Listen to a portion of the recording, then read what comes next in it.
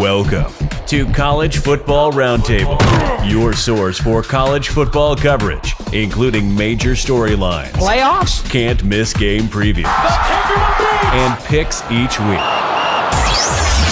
Join your hosts, Dan, Rob, and Jordan at the roundtable for a show unlike anything else. As for Football presents the College Football Roundtable.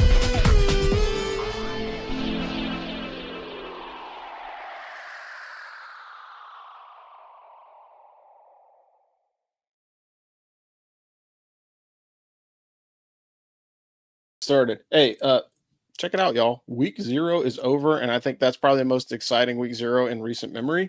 We had our first top 25 upset. We tracked those all last year, and now who would have thought that our fellow Florida State fans would be wondering what happened this weekend as well. There's also FCS upset of an FBS team, and the 2024 season hasn't even really gotten started yet. What's up, Trash Talkers, and welcome back to the College Football Roundtable. Or if you prefer, you could still call it Ring Knocker Radio, and you could call it two Joes or two O's and an NCO, because Joe's here this week. And guess what? We are going to talk about college football and move into the 2024 season. But I'm your host, Rob, in Fayetteville, North Carolina. We got Dano Ikebesa calling out of coastal Connecticut, and Triggered Joe is reaching out to us from the home of the Big House. Andrew is our guest today from the College Football Tour, but we'll dive into a little bit more about his backstory before we really get into the show. So tell us a little bit about yourself. And I think Joe has something first, if you want to jump in. But why travel to all the stadiums in FBS? Yeah. How'd this thing start? Yeah. I was going to caveat once you asked that question, but it's related to your mission, Andrew. Okay. It started with what you're seeing on my hat right here. So I grew up in Wisconsin, and I grew up there in the early 90s when the program was really turning its fortunes. Barry Alvarez was flipping that program, and I was a budding young teenager finding something to be interested in. And I'll tell you, though, that going there and watching that stadium that was half empty in the late 80s just completely flip around and, morph into a cauldron of excitement was precisely what captured me. And and it wasn't just the game itself. It was everything that surrounded the game. It was all the traditions and the pageantry and the colors and the sounds. And Wisconsin is in my top 10 and will always be. Biased, yes, but also still true. And when I got that experience, when I got to college, went to Wisconsin, I started to follow the Badgers on the road, and I began to realize, wow, look at all these other ways that other schools are doing the exact same thing, but they have a different twist on it. This has this tradition, this has this. And it just got me thinking, what is it like everywhere else? And by the time I'd left college, I'd already had about 10 or so stadiums. And I knew so many people were into the MLB and kind of hitting all those. And I thought, who's done the college ones? And there were a few of us who were out there. This was way back in 2004 when I kind of dreamed up the idea of doing this. There were a few of us, but there was no social media to be able to really find them. A couple websites maybe, and now there's a bevy of us, a lot more, and we all are interconnected, and we all know each other, and that's a lot of fun. But it all started with Wisconsin, and it started with the passion and pageantry, and I fell in love with it. Yeah, that's tremendous. So you and Dan at least tailgated together at Mikey Stadium. How was the experience there? Because me personally, I always think Mikey Stadium is probably one of the best stadiums to watch a college football game, just because the atmosphere. It's an old military post. You're watching Army play. But what are your thoughts on that visit? Listen, this weekend I hit my 109th stadium in my journey, and when people ask me what falls in your top 10. I always, and I'm not just blowing smoke because I'm here, I always put Army in the top 10. Cool. No joke. I always put Army in the top 10 because if I'm looking at traditions and I'm looking at pageantry, it is hard to beat the things that you have there. The cadet review, the rabble rousers, the march on, the flyover, the parachute, on Brave Army team, the mule mascot. There are some places I struggle to really come up with a good, solid set of unique traditions to really document.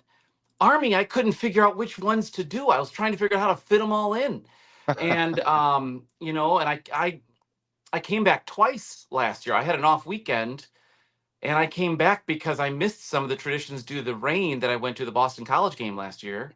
Well, that And was so I the came most back. miserable game that we've had in a long time. I Yeah, mean, that was like the pouring worst game rain, to go watch, loss on a freaking freak play. Yeah.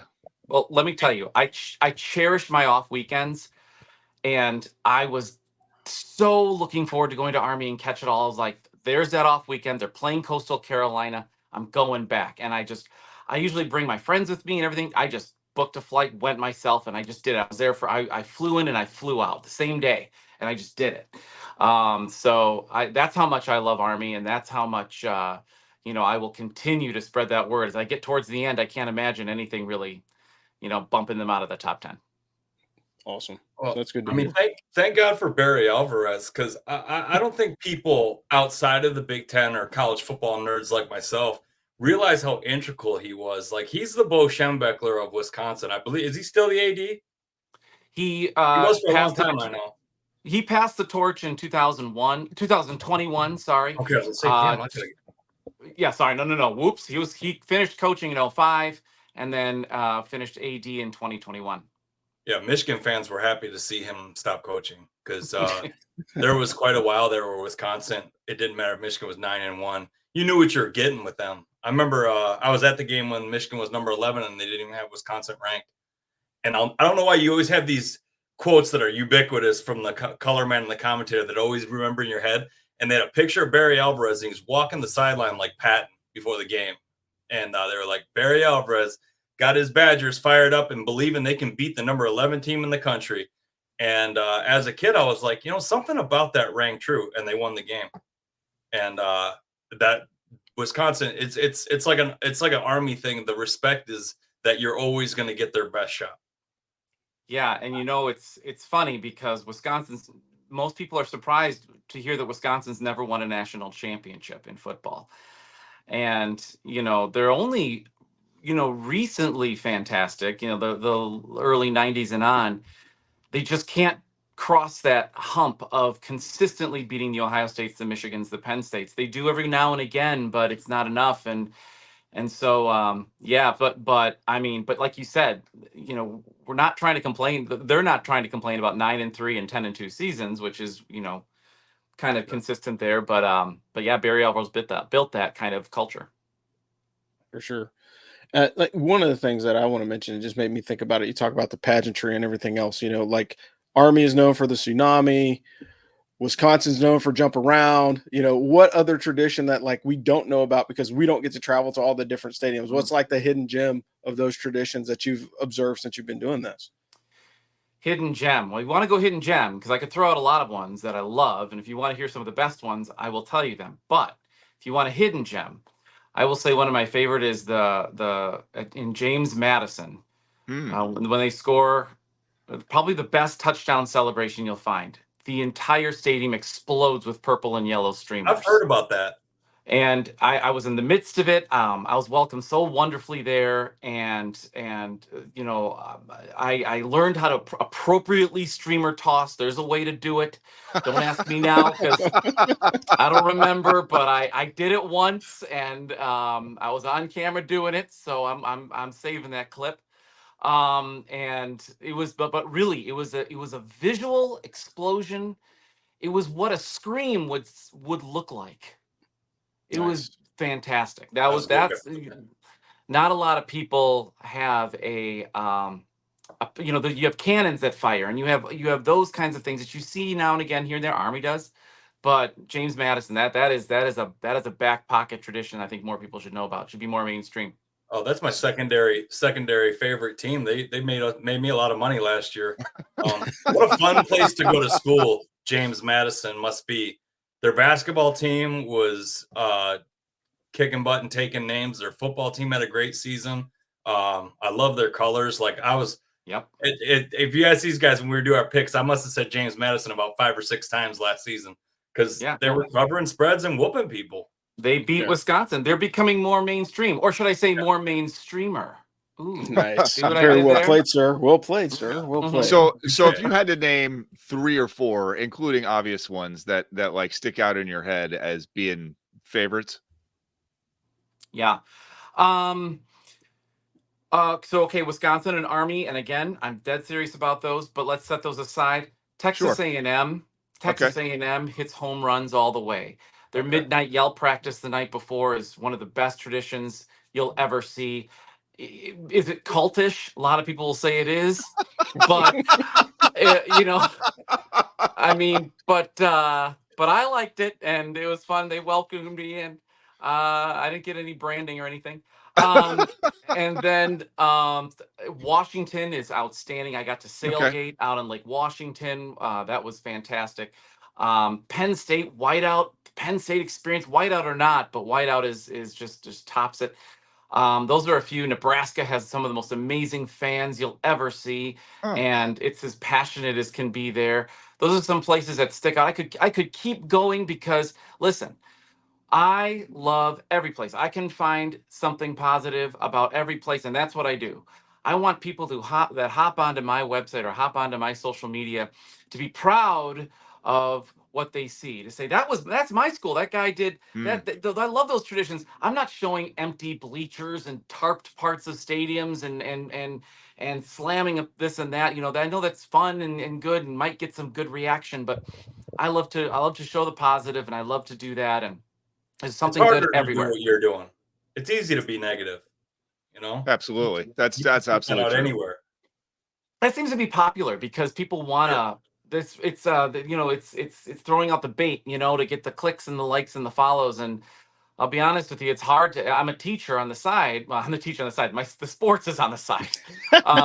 Feels like I'm a teacher on the side right now, but I don't have the full it's not a full-time gig, so that's hard. But I'm not throwing out bait, I'm just throwing out what's lovable about this sport. Have you Yeah. been Well, to the big house? Oh yeah, I've done all the Big Ten. Big Ten's my country. My first time there was in 2000, and I've been there I think 4 or 5 times. They're a little quiet for a big crowd. They can be. Well, They it's the alumni. They're a little stuffy. Some of those boosters, man. They sit right next to the student section during the wave, and you can see the students are like having an aneurysm, like get up and do the wave, and the old timers just like, no, Yeah, no, I I'm not gonna know. do it. So it's a little disappointing, but we did have James Earl Jones as an alumni, so Darth Vader went to our high school or went to our college. So Madonna well, he went there. I introduces don't know if Michigan she now. graduated, but she went there. Yeah, he does the introduction when they come out of the tunnel, and all of a sudden you hear Oh, James Earl wow. Jones go, "This is Michigan," and we're like, "Oh, wow!" It's Yeah. a great introduction. So Yeah, that's a voice that feels like 110,000 people, doesn't it? that or there's stormtroopers coming. Yeah, right. All right. For sure. For sure. All right. Anything last time around the horn, gents? Anybody else got a question for Andrew? We really appreciate you coming on, man. I gotta say thank you for that because I'm interested to get your take on just college football generally, having been to a lot of these places. So Sure. yeah. Anyway, go ahead, Rob. Yeah, are you talking about the status of college football Yeah, as just the it status. stands right Just now? I don't know, as we go through the show, just to kind of hear what you have to say about it, because you've been to so many of these places that as we talk about the games later. Well, let me tell you, I'm a traditionalist. So Sure. watching some of these major changes happen over the years is a little striking to watch. Seeing Oregon in the Big Ten is head scratching, and Cal in the ACC, a team on the Pacific Ocean in the Atlantic Ocean Conference. Yep. But things like that are interesting. NIL, all that. But what doesn't change are those traditions, the pageantry, the culture, the sights and the sounds. Mm. And that's going to hold true forever. That's why people flip this sport on, and people can get angry about all the changes, but let's be honest, we're going to have some great matchups coming up, matchups that we only dream of. To know that, the Penn States of the world are going to be playing the USCs on a more regular basis and that kind of thing. I mean, these fan bases are gonna get to know one another. I mean, it's. I think it's pretty special, you know. So I'm embracing it. I'm embracing it because the core of this sport isn't changing and it won't ever. Um, and more people are going to start learning about other people's traditions more and fall in love with it even more as a result. Yep. Yeah, that's a awesome. really great point. I didn't even, didn't have that perspective. Like, there's some things that I like, there's things that I don't like, but only time will tell, because I think next year with the change, as far as like the $20 million salary cap, for lack of a better term, at all the universities, I think that will change the whole scope of how college football is run. And, the only thing that I don't like is like rivalries getting thrown out the window. Oh, yeah. But there are some teams that have had like it's like the backyard brawl when they realigned everything else, in Pitt and West Virginia didn't play for a while. That was kind of disturbing, because that was a game I grew up in watching in high school, and it was a local thing for us. So understanding that those changes are going to happen, but over the years of college football, there have been teams that have played enough times where it's kind of like it's like an asterisk, like this is a rivalry. We just don't see it as often as we think that, like the other ones that habitually come up on the schedule. Anyway, back to you, Dan, for the quick rundown of the Service Academy standings. Yeah, so Army plays Lehigh on Friday starting at 6 p.m. We'll discuss that obviously tomorrow on the Army Football Show. But, fired up about that game. Air Force hosts Merrimack at home. Hopefully they will lose. And Navy takes on Bucknell at home. Don't think Bucknell is going to take it to the mids, but I guess we'll see. And Rob has a note in here. The FCS academies do not start until the September 7th. We will obviously talk about them as we get closer to the week. But for now, all three service academies opening up with winnable games, to say the least. Yeah, so one of the things we did, we put it out in the socials to get some feedback from the Firsty Club and some of the other folks on social media, and what's going on in North Texas. So I've had multiple people on social media say, check out what's going on with North Texas with their coach.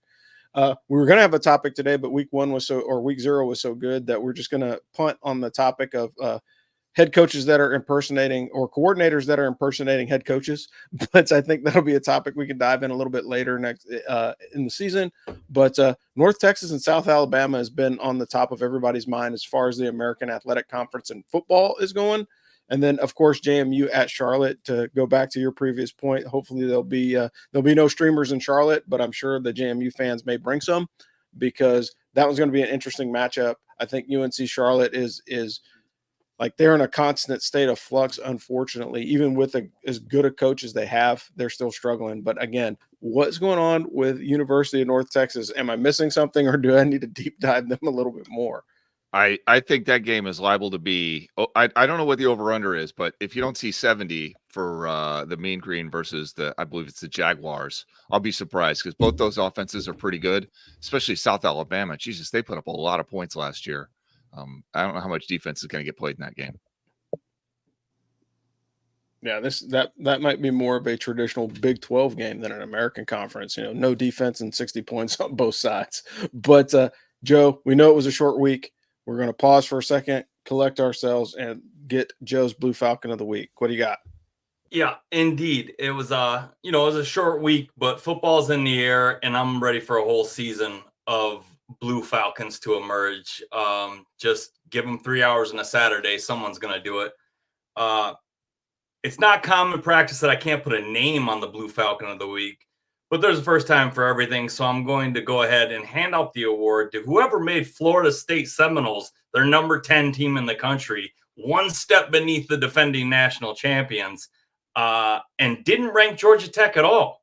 In all honesty, though, the preseason rankings are always a Blue Falcon for more than one team. The NARPs, non-athletic regular people, don't know the difference. And I guarantee there was somebody that was expecting to see the 10th best team in the country in Florida State. And man, were they let down to the tune of a unranked Georgia Tech team beating your guys. I love a good upset. So good on you, Georgia Tech. I mean, the last time Michigan played Florida State, they lost. So I don't mind watching FSU take the L. But we've got this award for every week. So we're going to hand it out to someone.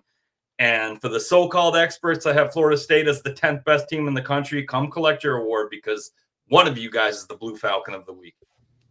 Yeah. And here's the shame of it all. And I had the note in when we break down the top 10, but I'll just throw this up front is Florida State is going to remain in the number 10 spot because the AP poll is not voting until the end of week 1. So like they have to hang that embarrassment on their wall for another week. That's a bad way to go. Like, is there a way that we can change this rule? Because it's not good. But going down the top 10, of course, you've got University of Georgia's number 1. Is that a surprise? I don't think so. OSU Buckeyes are number 2. I mean, on paper, with the amount of money that they spent on NIL, like they should be world beaters. It would be surprising if they don't do well this season. Oregon, I don't know, man. You guys know you know my stance on Oregon. They never let me down. They will get between week 10 and week 13. They will drop a game to a team that they absolutely should not lose to. I'm not worried about them being 11-1 at the end of the season. Maybe they'll be 14-1 because they'll make it into the playoff and win a game or two. But Oregon will drop one. You've got University of Texas. So we've got old Quinn Ewers coming back, leading the team. Like, hey, I don't want to see the guy get hurt, but we do want to see Arch Manning get on the field. I think that guy has a lot of potential. And if they don't get him on the field this season with some quality minutes, he may be going somewhere else, and given the way that Marcus Freeman has been whispering sweet nothings in pretty proficient quarterbacks' ears at Notre Dame, do not be surprised if you see that move. Like, I mean, that's 2 in a row. He got Riley Leonard to leave Duke last season. And so there's going to be there's probably going to be a revolving door at the quarterback spot at Notre Dame based off of who they can woo. Bama, that's going to be interesting. A Saban-less University of Alabama is number 5. You've got his protege in Ole Miss off of the coaching tree from Saban. You've got Notre Dame, as I mentioned, at number 7. You got Penn State and Michigan rounding out the top 9. We aren't even going to talk about the top 10 because that ain't even going to change until next week. But let's dive in a little bit deeper. Like, what did you guys think about week 0? Thoughts? Well, I took obviously I took FSU to cover, and and I also took Montana State to cover, and that didn't, obviously Georgia Tech won that game. I got to say, Georgia Tech's quarterback had one of the gutsiest, most impressive performances I've seen in a long time. I'm not a Georgia Tech fan. Like my father, if you would have asked him when I was 10 years old where he wanted me to go to school, he definitely would have said, "Oh, I want my son to be an electrical engineer from Georgia Tech." So I like Tech. Like I was happy that they won, but what an embarrassment. I mean, oh my God, and you could tell because FSU marched down in the first 2 minutes, put 7 points on the board, looked like they were going to run away with it, and they just let up the gas. I don't know. Somebody's got to figure that out, but I'll be glad my team's not playing FSU this week because I expect they'll have a bounce back performance. Joe, how about you? Yeah, in all honesty, I didn't catch a whole ton of action on the gridiron this week. There wasn't a giant sample size, but one takeaway I have from week 0, and this has been true of all seasons in the past, teams need to stop overlooking Georgia Tech. Does anybody remember the blocked field goal return for a touchdown with no time on the clock? The color man had the "what a time to be alive" call. Mm-hmm. I mean, for goodness sakes, they have and stop putting so much stock in these top 25 rankings. They got Notre Dame in there again. They got Penn State in there again, and above the defending national champs. Like, I know we lost a lot, but so did the teams that Michigan beat. I'm sorry, I shouldn't have said we. I'm not on the team. Nick would have corrected me there. But so did the teams that we beat, and there's 4 of them on this list ahead of Michigan, and it's just kind of like these rankings don't mean anything.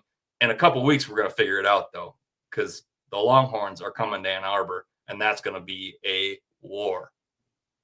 Yeah, I'm touching on basically past and future because it wasn't a big sample, but that's about all I got for what I took away from week 0. I have a takeaway for you if you need one. Go for it. Yeah.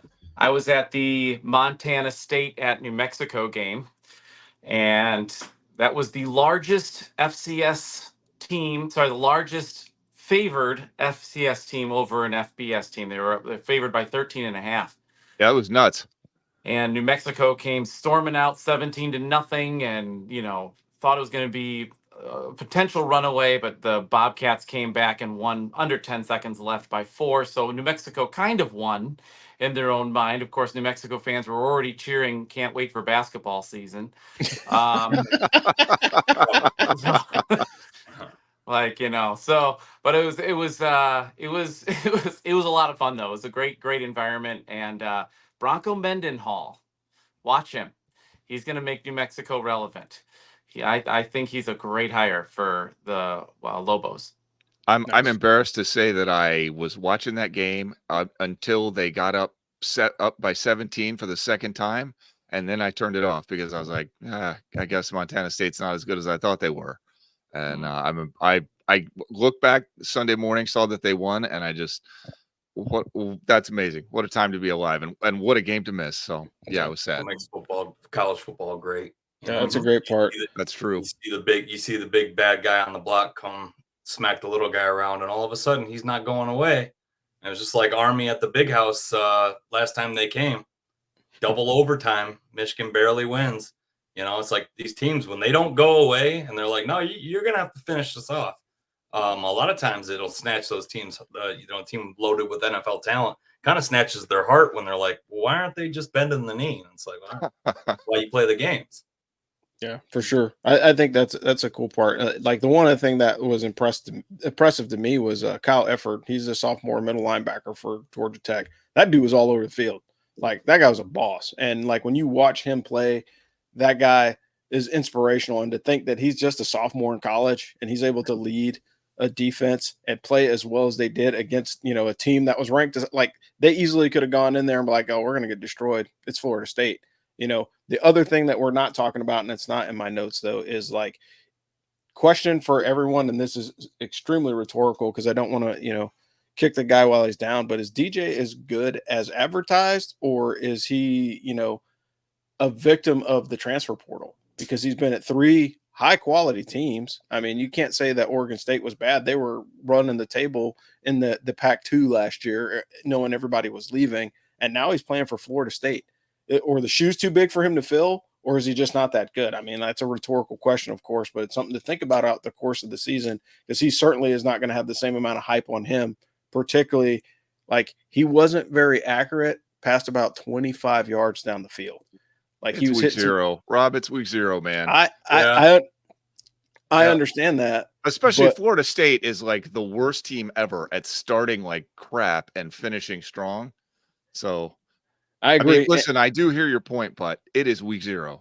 Yeah. Oh, hey, you know me, man. I'm always watching the film. And of course, defense and special teams is essential. Like if you watch the SMU Nevada game, that was a difference. The whole sequence that led to SMU winning that game was more predicated off of a bad special teams play where the kid waved for the fair catch and bobbled it, got it on the 2, safety, touchdown, game over, right? They were in command of that game except for that one little thing that started that whole cascade of events.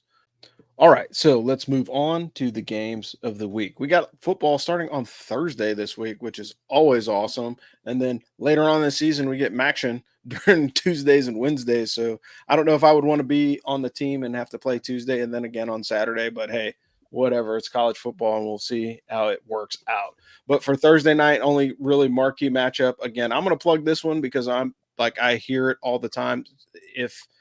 Please, North Carolina State needs to beat Western Carolina significantly, because if they don't, if they lose, if they get upset, like I have to hear about it. And NC State fans are probably just as incorrigible as UNC and Duke. So they just are now hitting the national stage. They've got Grayson McCall as their starting quarterback. They are loaded to bear, and they think this is their year to go pretty far into the playoff, maybe even win a national championship. Only time will tell. The only other game that I would highlight on Thursday night is the matchup. Again, if you're into watching dead bodies getting drugged, you've got Kansas against Lindenwood. And again, Jaden Daniels is coming back as a starting QB at Kansas. That guy was pretty prolific last season. Interesting to see what happened because he got hurt towards the tail end of the year, see how he bounces back and moves forward. Friday night, the game that you've all been waiting for. We'll preview this on the Army Football Show tomorrow. You got Lehigh and Army. 6 o'clock on CBS Sports Network. That is odd. So again, I'm going to say that one more time. Friday night at 6, because Army usually kicks on noon on a Saturday. So this is an opening game on a Friday night. You've got Temple at Oklahoma. That's a future Army opponent. I don't know how that one's going to go. It's going to be the first. I can tell you how that one's going to go. Yeah, it's going to be brutal. ugly. Yeah, it's going to be brutal. But hopefully Temple can make it out unscathed, because like we don't like We want to see good competition, but we don't want to see the players get hurt. You got Florida Atlantic and Michigan State. I would think that one's a push. I haven't looked at the line on that game, but I don't know. The way that Michigan State has played the last few years, Florida Atlantic may sneak one in, particularly at their place, which would be interesting.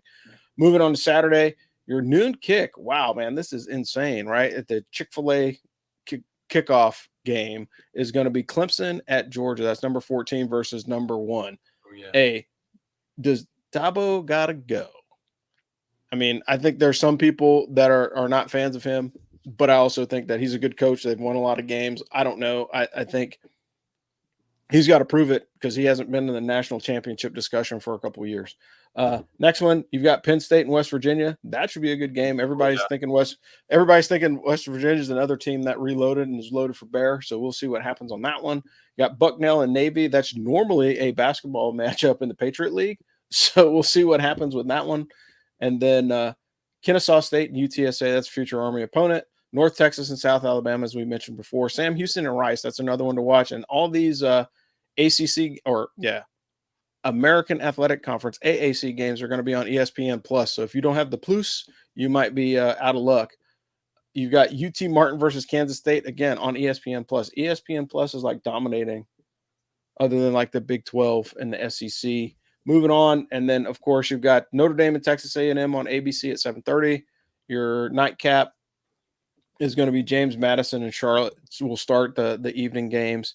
Then moving into Sunday, so for those of you that don't want to watch the pros, you've got number 13 LSU versus number 26 USC in Las Vegas, 7:30 kick on ABC. It's an interesting game. What a weird scheduling deal. Yeah, that's like super, super weird. I guess this is right before that break. So if you don't want to watch that last preseason game, this is actually a good opportunity to watch some college football. And a neutral site, advantage USC just because they don't have to travel near as far. But, LSU tends to be a little bit heavy-footed. And so I would take the over on that one. And I haven't even looked at the line on the game, but I would take the over for sure. And, of course, Boston College against Florida State. And they're still number 10, but that's going to change. I saw a funny meme on social media. There's a guy's car with a broken window. And he's like, yeah, I had 2 Florida State, Boston College tickets in. Somebody broke into my car and dropped 4 more tickets in there because they're embarrassed of the performance of Florida State. I think, like Dan says, it's week 0. We'll see what happens. But let's move on to weekly locks.